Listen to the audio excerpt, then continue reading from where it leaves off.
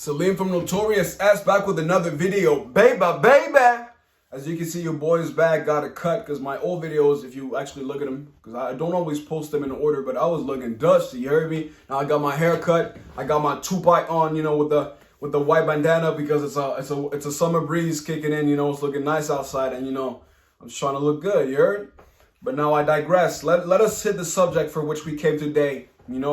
And this one I've actually spoken about before. Now it's about breaking bad habits and how you go about these things.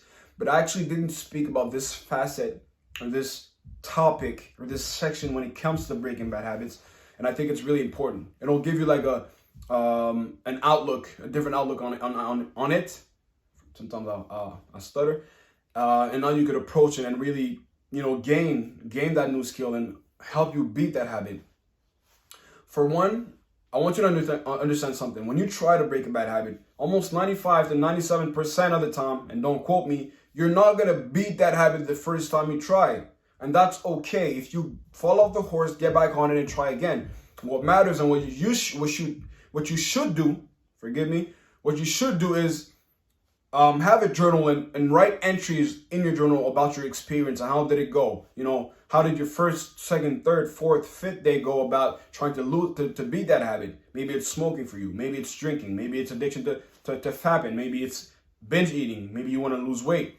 Regardless of what it is, writing makes it that much more serious, that much more real, and it helps you give a certain level of accountability towards yourself because you know what? Even though it hasn't worked the first day, I'm committing to writing it down. I'm doing it with intent, and I'm going to do it eventually. That's for one. Two, you got to get rid of your bad habits. Why? Is because you're conscious of the fact that these habits are bad.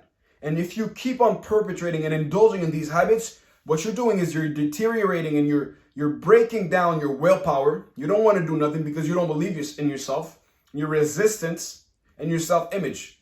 Anytime you do something that you shouldn't do, you're sending a conscious or subconscious message to your brain that Salim is not a guy that whose word means something.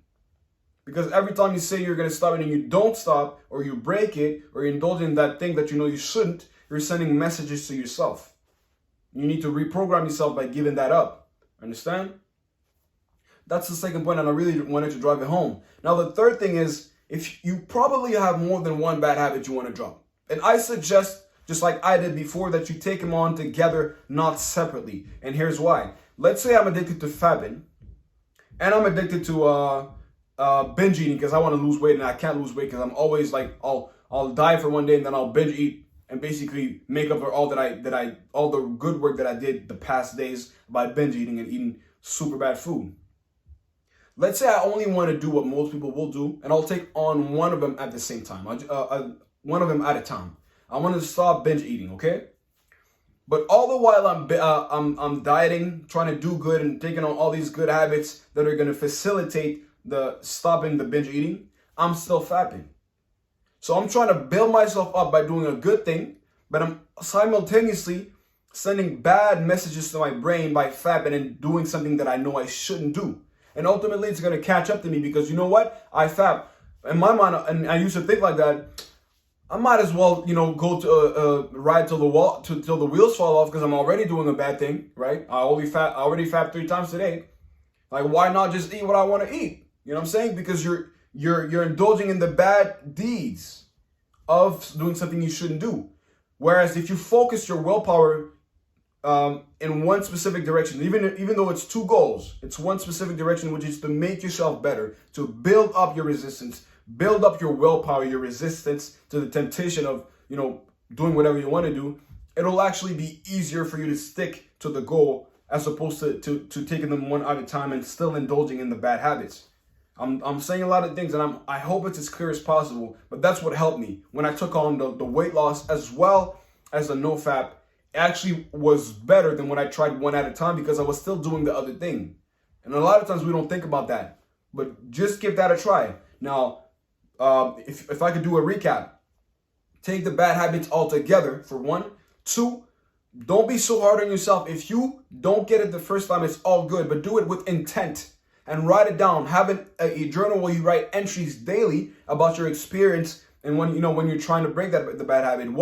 what made me break my commitment to myself the second day.